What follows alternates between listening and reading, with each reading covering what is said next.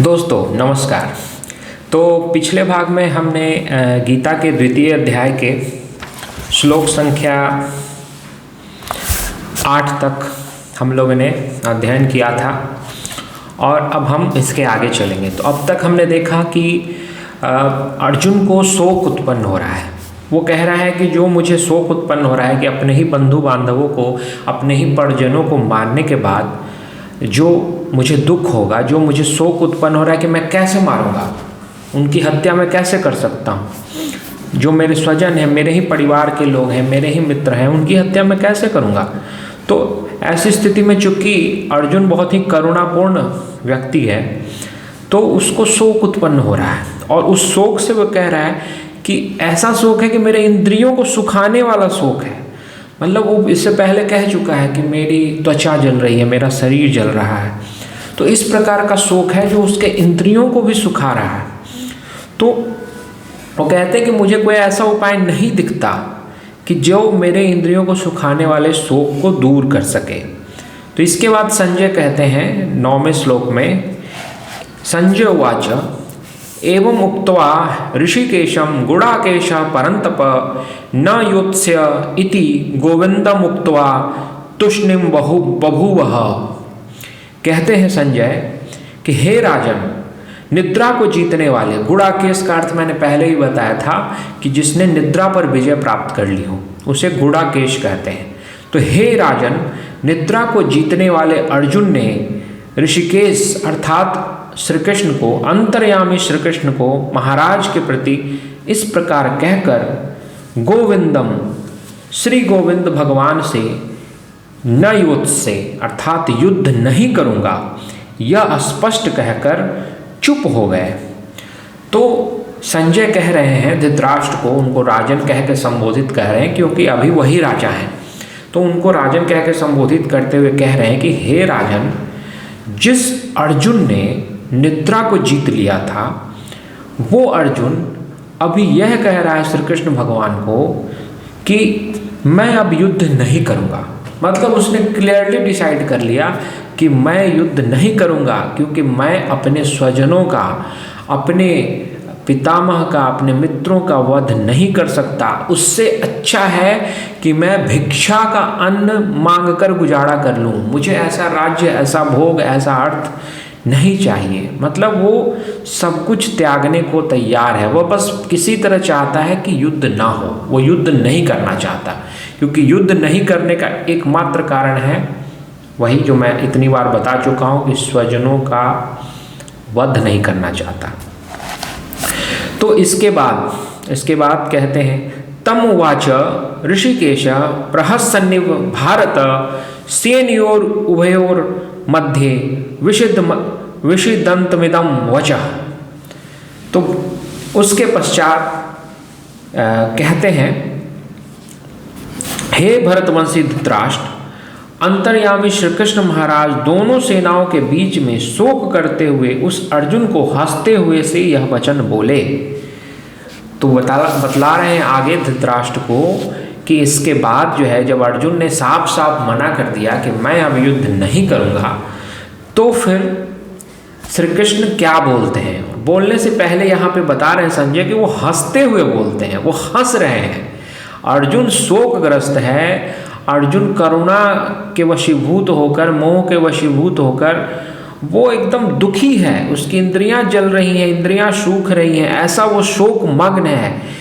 लेकिन भगवान हंस रहे हैं। यहाँ पे ये ध्यान देने की बात है कि भगवान हंस रहे हैं। तो आखिर भगवान क्यों हंस रहे हैं? आगे श्री भगवान उवाच, भगवान स्वयं कहते हैं, क्या कहते हैं? असोच्यानन्व सोचस्त्वं प्रज्ञावादांश्च भाससे गतासूंश्च नानुशोचन्ति पंडिता। कहते हैं भगवान श्री कृष्ण बोल रहे हैं कि हे अर्जुन, तू न शोक करने योग्य मनुष्यों के लिए शोक करता है और पंडितों कैसे वचनों को कहता है। प्रज्ञावादान, पंडित अर्थात विद्वान, ज्ञानी, जिनके पास प्रज्ञा हो, बुद्धि हो, उनके जैसे वचनों को कहता है। गतासून, जिनके प्राण चले गए हैं उनको कहते हैं गतासून। च अगतासून, अगतासून मतलब जिनके प्राण नहीं गए हैं। तो जिनके प्राण चले गए हैं उनके लिए और जिनके प्राण नहीं गए हैं उनके लिए भी पंडिता न अनुशोचंती, पंडित जन जो ज्ञानी लोग हैं वो शोक नहीं करते। तो क्यों हंस रहे हैं ये आपको धीरे धीरे क्लियर होगा। अभी मैं और भी 2 श्लोक हैं उनको भी ले लेता हूँ, तो एक साथ व्याख्या करेंगे। न त्वेवाहम जातु नासम न त्वम नेमे जनाधिपा न चैव न भविष्यामा सर्वे वयमतः परम। कह रहे हैं न तो ऐसा ही है कि मैं किसी काल में नहीं था और तू नहीं था, अथवा ये राजा लोग नहीं थे, और न ऐसा ही है कि इससे आगे हम सब नहीं रहेंगे। देहिनो अस्मिन अन्यथा देहे कौमारम यौवनम जरा तथा देहांतर प्राप्तिर्धीरस्त्र न मुह्यति। जैसे देहिना जो देह में रहता है, यहाँ पे ध्यान देने की बात है कि हम लोग इसका जो सरल अर्थ कर देते हैं, सभी किताबों में आप देखेंगे, सभी किताब के जितने भी वर्जन हैं वहाँ आत्मा शब्द का यूज हुआ है या जीवात्मा शब्द का यूज हुआ है। लेकिन आप अगर ध्यान से गीता को पढ़ेंगे, एक एक शब्द को पढ़ेंगे, तो कहीं भी जीवात्मा या आत्मा शब्द, ध्यान से मेरी बात को सुनिएगा, कहीं भी जीवात्मा या आत्मा शब्द का प्रयोग नहीं है। यहाँ पे देहिनः कहा गया है, मतलब जो इस देह में रहता है, जो इस देह में रहता है उसकी बात की जा रही है। हम लोगों ने उसका अनुवाद करने में उसका सरल लगे, लोगों को समझ में आए, इसलिए जो भी अनुवाद मिलते हैं, जो भी आप गीता का वर्षन देखेंगे उसमें देहिनः का अनुवाद जीवात्मा कर दिया गया है। लेकिन भगवान कृष्ण उसको कोई नाम नहीं दे रहे हैं, वो नहीं कह रहे हैं कि आत्मा या ब्रह्म या कोई भी नाम नहीं दे रहे हैं, वो सीधे सीधे कह रहे हैं कि देहिना, जो इस देह में रहता है।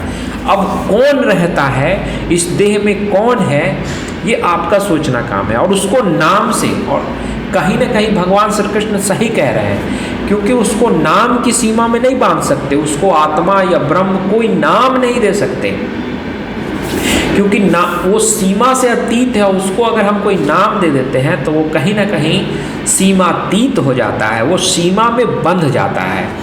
तो भगवान उसको नाम नहीं देते, वो उसको कहते हैं देहिना, देही, अर्थात जो देह में रह रहा है। तो कहते हैं जैसे इस देह में रहने वाले की, अब मैं भी उसको आत्मा नहीं कहूँगा, जब कृष्ण आत्मा नहीं कह रहे हैं तो मैं भी उसको आत्मा नहीं कहूँगा। वो कह रहे हैं कि जैसे देह में रहने वाले की इस देह में कौमारम अर्थात बालकपन, यौवनम जरा, यौवनम मतलब जवानी, युवावस्था, और जरा अर्थात वृद्धावस्था। तो जैसे इस देह में जो रहने वाला है उसकी इस देह में क्या होती है, बालक पहले रहता है, फिर वो यौवन में आ जाता है, फिर उसकी वो वृद्धावस्था में चला जाता है, और फिर उसी प्रकार से वैसे ही अन्य शरीर की प्राप्ति होती है। उस विषय में धीर पुरुष मोहित नहीं होता। अर्थात कह रहे हैं कि जैसे इस देह में जो है बालक होता है, पहले यह शरीर जो है पहले क्या होता है, बालक होता है, फिर वो बड़ा होता है, फिर युवा होता है, फिर वृद्ध हो जाता है। उसी प्रकार से कह रहे हैं कि जो इस देह में रहता है वो शरीर को बदलता रहता है, उसकी जैसे हमारे शरीर की अवस्था बदलती है उसी तरह इस देह में रहने वाले की का देह बदलता है। जो हमारे अंदर जो हम हैं, इस देह में रहने वाला कौन है, जैसे मैं अपने शरीर की बात करूं तो इस शरीर में रहने वाला कौन है, मैं इस शरीर में रहता हूं।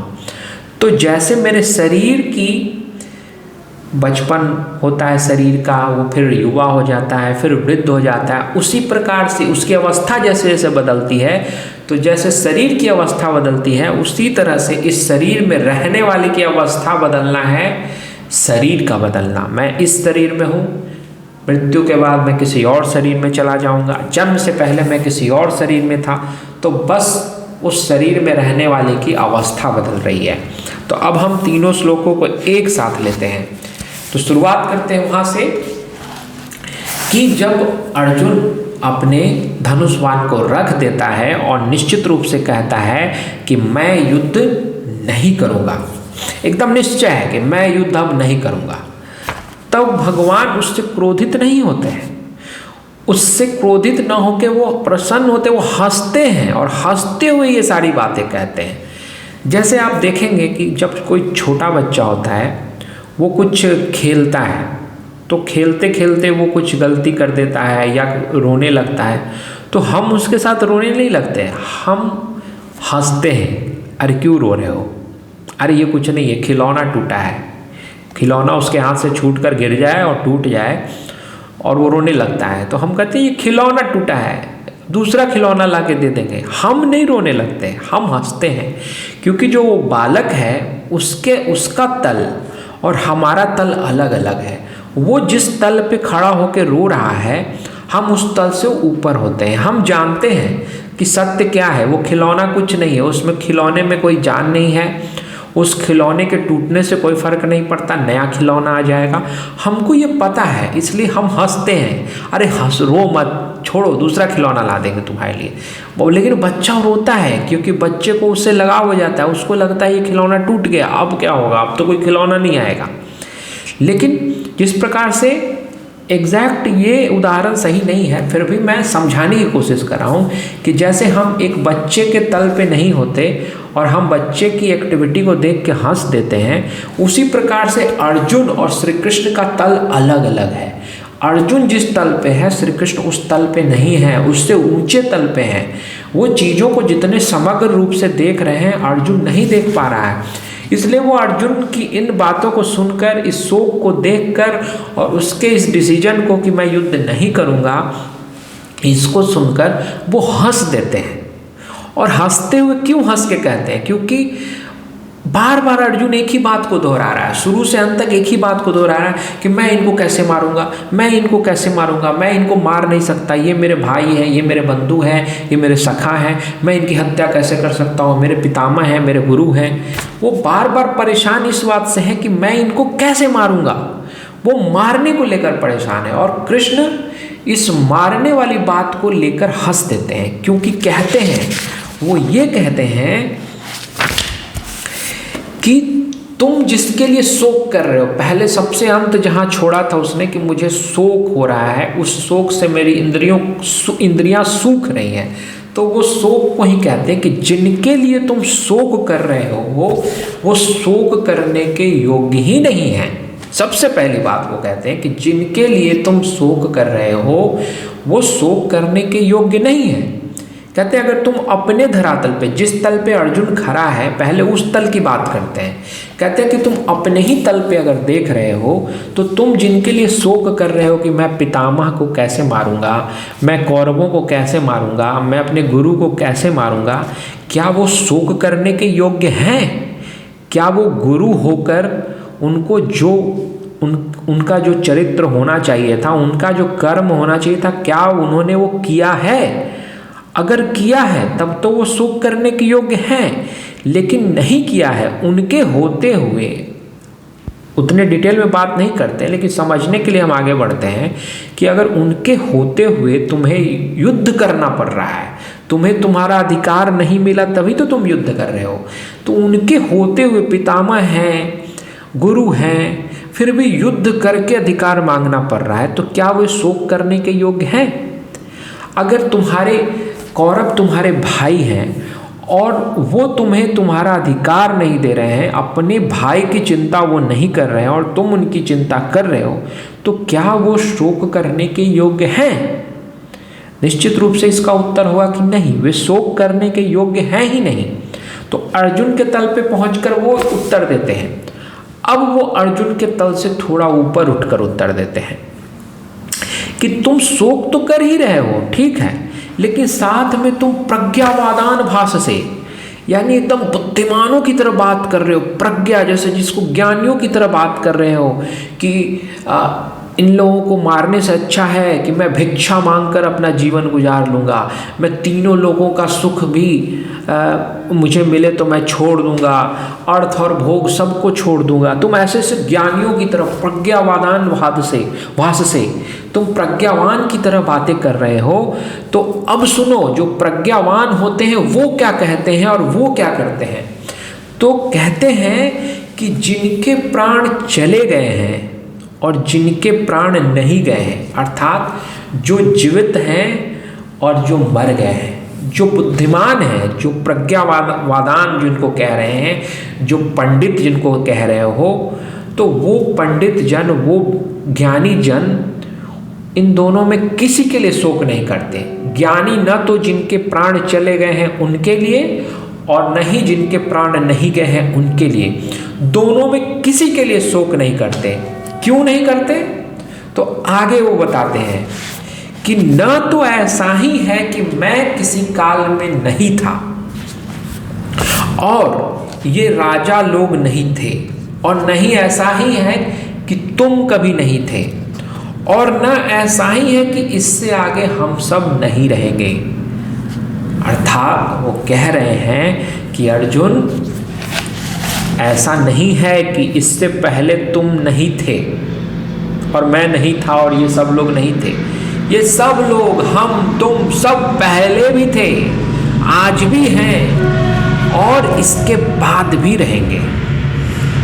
ये बड़ी जबरदस्त बात यहाँ से जो है, कहें तो जो ज्ञान देने की बात है वो कृष्ण अब शुरू कर रहे हैं। अब जो वास्तविक ज्ञान, जो पिछले श्लोक में उन्होंने बताया कि जो ज्ञानी जन है वो न तो जिनके प्राण चले गए हैं उनके लिए और न ही जिनके प्राण हैं उनके लिए, किसी के लिए शोक नहीं करते। तो क्यों शोक नहीं करते? क्योंकि न तो कोई जाता है और न तो कोई आता है। हम सदा से थे, सदा हैं और सदा रहेंगे। मतलब मैं, कृष्ण खुद को कह रहे हैं कि ना तो ऐसा कभी था कि मैं नहीं था किसी काल में, न तुम थे और न ये राजा लोग, ऐसा कभी नहीं हुआ कि तुम लोग और हम लोग सब नहीं थे। हम लोग पहले भी थे, आज भी हैं और बाद में भी रहेंगे। तो वो कह रहे हैं कि जैसे इस शरीर में एक ये शरीर जो है, जो कभी बालक होता है, फिर युवा हो जाता है, फिर वृद्ध हो जाता है और उसकी मृत्यु हो जाती है, उसी प्रकार से जो इस देह में रहता है, वो किसको कह रहे हैं कि तुम, ये राजा लोग या मैं, ये किसको कह रहे हैं? इस शरीर को नहीं कह रहे हैं। इस शरीर में जो रह रहा है, कृष्ण के शरीर में जो कृष्ण रह रहे हैं, अर्जुन के शरीर में जो रहने वाला है, उसको नाम नहीं दे सकते। वो जो रहने वाला है वो हमेशा से था, आज भी है और कल भी रहेगा, वो हमेशा रहेगा, उसका नाश कभी नहीं होता। तो वो बतला रहे हैं कि तुम शोक क्यों कर रहे हो। ज्ञानी जन शोक नहीं करते हैं। क्यों नहीं करते हैं? क्योंकि उनको पता है कि किसी का प्राण ना तो जाता है ना आता है, हमेशा से, सभी हमेशा से हैं और हमेशा रहेंगे। जैसे इस शरीर की अवस्थाएं बदलती हैं, उसी प्रकार से ये इस शरीर में जो रहने वाला जो देही है, जिसको अनुवादों में आत्मा कहा गया, लेकिन मैं फिर कहता हूँ आत्मा जैसा शब्द का इस्तेमाल चूँकि भगवान श्री कृष्ण ने नहीं किया है, इसलिए मैं भी इस शब्द का इस्तेमाल नहीं करूँगा। उन्होंने कहा है देही, जो देह में रहता है। तो जो देह में रहता है वो पहले भी था, आज भी है और हमेशा रहेगा। तो जो इस बात को जान जाएगा कि किसी की मृत्यु ही नहीं हो रही है, वो बस शरीर बदल रहा है, अगर कोई इस तल पे पहुंच जाए तो मृत्यु, जन्म, ये तो उसके लिए बस हंसने की वस्तु हो जाएगी। तो इसलिए भगवान श्री कृष्ण हंस रहे हैं। वो कह रहे हैं कि अर्जुन, तुम जो पंडितों जैसे बातें कर रहे हो, तुम ज्ञानियों जैसी जो बातें कर रहे हो, तो वाकई में तुम ज्ञानी नहीं हो। तुम उनके जैसी बातें कर रहे हो, लेकिन तुम इस भ्रम में हो कि तुम ज्ञानी हो। क्योंकि ज्ञानी जो हैं वो न तो जिनके प्राण चले गए हैं और जिनके प्राण नहीं गए हैं, दोनों में किसी के लिए शोक नहीं करते, क्योंकि वे जानते हैं कि जो इस देह में जो रहता है ना, उसका कभी नाश नहीं होता, वो हमेशा से है, हमेशा रहेगा। तो एक बड़ी गूढ़ बात अब बतलाना शुरू करते हैं अर्जुन को। तो जो व्यक्ति इन चीज़ों को नहीं मानता तो उसके लिए भी बहुत शॉकिंग चीज़ है। जो पहली बार सुनेगा कि इस देह में रहने वाला उसकी कभी मृत्यु ही नहीं होती, वो सदा से है, सदा रहेगा, हमेशा है, चिरंतन है वो। आगे फिर बतलाते हैं, मात्रा स्पर्शास्तु कौन्तेय शीतोष्ण सुख दुखदा आगमापायुनो अनित्यास्ताम स्ति तिछस्व भारत। कहते हैं हे कौन्तेय, कौन्तेय अर्थात कुंती का पुत्र, कुंती का पुत्र कह के अर्जुन को संबोधित कर रहे हैं। हे कुंती पुत्र, शीतोष्ण सर्दी और गर्मी, सुख दुखदा सुख और दुख को देने वाले, मात्रा स्पर्शा इंद्रिय और विषयों के संयोग तो उत्पत्ति विनाशील और अनित्य हैं। इसलिए हे भारत उनको तू सहन कर, तितिक्षस्व मतलब सहन कर। तो कह रहे हैं हे अर्जुन, ये जो तुम सर्दी गर्मी देख रहे हो, कभी शीतकाल होता है, कभी उष्ण काल होता है, कभी ठंड लगती है, कभी गर्मी लगती है, और कभी सुख और दुख महसूस होता है। तो ये जो सर्दी गर्मी सुख दुख जो हमको महसूस होता है, ये क्यों महसूस होता है? बड़े अच्छे से बतला रहे हैं कि इंद्रियों और विषयों के संयोग से ये होता है। हमारी जो इंद्रियां हैं और ये जो विषय चारों तरफ हैं, इनका जब संयोग होता है तो हमको सुख दुख सर्दी गर्मी इस प्रकार की जो भी अलग अलग चीज़ें हैं वो महसूस होती हैं। लेकिन कह रहे हैं कि ये उत्पत्ति विनाशील और अनित्य हैं, मतलब इनकी उत्पत्ति होती है और इनका विनाश हो जाता है। उत्पत्ति विनाशशील है, मतलब ये आते भी हैं जाते भी हैं, आगमा पाइना, आ भी रहे हैं जा भी रहे हैं, उनकी उत्पत्ति भी हो रही है, इनका विनाश भी हो रहा है, और अनित्य है। अनित्य, नित्य का अर्थ होता है जो हमेशा रहे, और अनित्य का अर्थ है जो हमेशा नहीं रहे। तो ये जितने भी दुख सुख सर्दी गर्मी और ये सब जो इंद्रियों और विषयों के संयोग हैं, ये सब विनाशशील हैं। ये आएंगे फिर चले जाएंगे। न तो दुख हमेशा रहता है, न सुख हमेशा रहता है। आप इस बात को ध्यान रखें। इस संसार में कोई भी मनुष्य यह नहीं कर सकता कि वो हमेशा सुखी रहता है। अभी वो सुखी रहेगा, फिर वो सुख का क्षण समाप्त हो जाएगा, फिर दुख आ जाएगा, या वो न्यूट्रल अवस्था में रहेगा। लेकिन कोई भी चीज़ हमेशा नहीं रहती। दुख है कुछ समय के बाद दुख भी चला जाएगा, सुख है कुछ समय के बाद सुख भी चला जाएगा, फिर दुख आएगा, फिर सुख आएगा। ये साइकिल चलता रहता है, ये साइकिल हमेशा चलता रहता है। न तो दुख हमेशा रहने वाला है, न ही सुख हमेशा रहने वाला है। जिस प्रकार से मौसम में हमेशा न सर्दी रहती है, न हमेशा गर्मी रहती है, सब चीज़ बदलते रहता है, सब चीज़ परिवर्तनशील है। तो इंद्रियों और विषयों के संयोग से ही हमको दुख और सुख महसूस होता है, और ये दुख और सुख जो हैं ये अनित्य हैं, उत्पत्ति विनाशशील हैं, अर्थात इनकी उत्पत्ति भी होती है, इनका विनाश भी होता है, और ये अनित्य हैं, मतलब ये हमेशा नहीं रहने वाले हैं। ये कुछ समय के लिए आते हैं, फिर चले जाते हैं, फिर आते हैं, फिर चले जाते हैं। इसलिए हे भारत, अब भारत कह रहे हैं क्योंकि वो भारत के राजवंश में ही हैं, तो भारत भी हुए, तो अर्जुन को भारत कह के संबोधित कर रहे हैं कि हे भारत, तू उनको सहन कर, उनको सहन कर, क्योंकि ये तो अनित्य हैं, ये विनाशशील है, ये अभी हैं फिर चले जाएंगे। तो तुम इनमें अगर बहोगे, दुख में बहुत दुखी हो जाओगे, सुख में बहुत सुखी हो जाओगे, तो ये सही नहीं है। क्योंकि ना तो दुख सदा रहने वाला है, ना सुख सदा रहने वाला है। तो इसको सहन करना होगा, इनको सहो, तुम इनको सहन करो। तो ये हमारे जीवन के लिए भी बहुत ही उद्देश्यपरक शिक्षा है कि हमारे जीवन में भी सुख और दुख जो आ रहे हैं, तो भगवान कृष्ण पहले ही बता दे रहे हैं कि ये हमेशा नहीं रहने वाले हैं। इसलिए ना तो हमें दुख में बहुत ज़्यादा दुखी हो जाना चाहिए। जब दुख का समय आए तो हमको सोचना चाहिए कि कुछ समय के लिए है, ये रहेगा, और फिर ये भी समाप्त हो जाएगा एक दिन, क्योंकि ये शाश्वत नहीं है, इसको एक दिन समाप्त होना है। उसी प्रकार अगर हमारे जीवन में कोई सुख का बहुत बड़ा क्षण आ जाए, बहुत हम प्रसन्न हैं, बहुत सुख चल रहा है, तो ऐसा भी नहीं है कि वो सुख हमेशा रहने वाला है, वो सुख भी चला जाएगा। जिस प्रकार से सुख आया है एक समय के बाद वो सुख समाप्त हो जाएगा, फिर कोई दुख आएगा, फिर कोई सुख आएगा। ये साइकिल चलता रहेगा, चाहे वो कोई भी हो। तो हम न तो सबसे अच्छा उपाय यही बतला रहे भगवान कि तू उनको सहन कर, क्योंकि कुछ भी ज़्यादा दिन तो रहना नहीं है। जब सर्दी की ऋतु आती है तो हम क्या करते हैं, हम ऐसा नहीं करते ना कि हम भाग जाएंगे, हम नहीं जिएंगे। हम सर्दी की ऋतु आती है तो स्वेटर पहनते हैं, ऊनी कपड़े पहनते हैं और सर्दी को सहन करते हैं।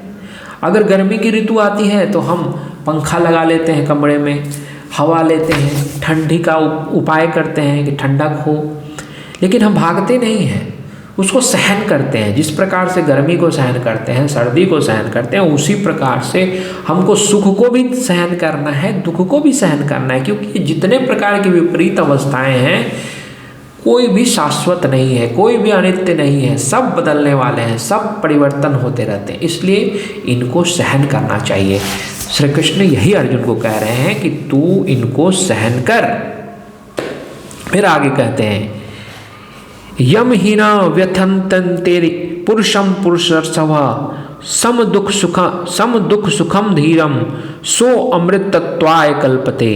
कह रहे हैं क्योंकि हे पुरुष श्रेष्ठ, दुख सुख को समान समझने वाले जिस धीर पुरुष को ये इंद्रियों और विषयों के संयोग, ये जो पीछे जो बोल रहे थे, किसके बारे में बात करें, जो इंद्रियों और विषयों के जो संयोग हैं उनके बारे में, ये इंद्रियों और विषयों के संयोग व्याकुल नहीं करते, वह मोक्ष के योग्य होता है।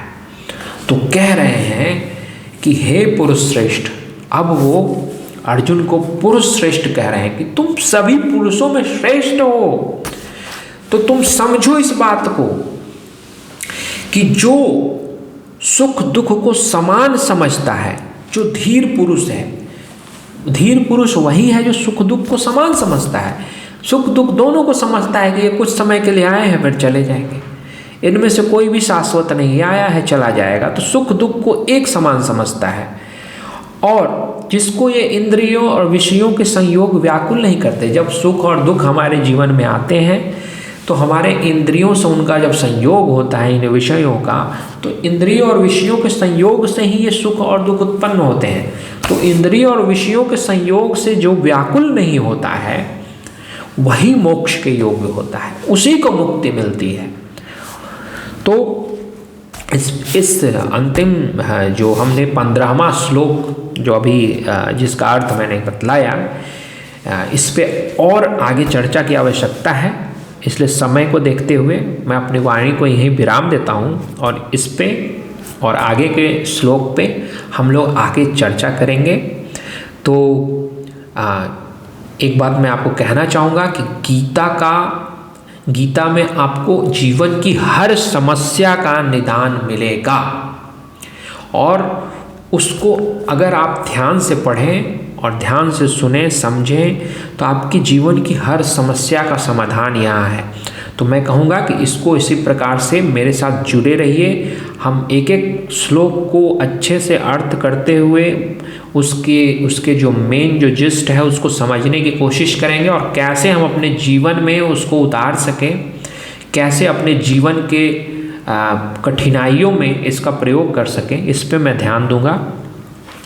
तो आगे और जानकारी पाते रहने के लिए, इसी प्रकार की जानकारी पाने के लिए और गीता के आगे के श्लोकों का अध्ययन करने के लिए आप मेरे साथ जुड़े रहिए, और अगले वीडियो आपके साथ पहुंचते रहे, इसके लिए सब्सक्राइब और नोटिफिकेशन बेल आइकन को जरूर प्रेस करें। धन्यवाद। नमस्कार दोस्तों।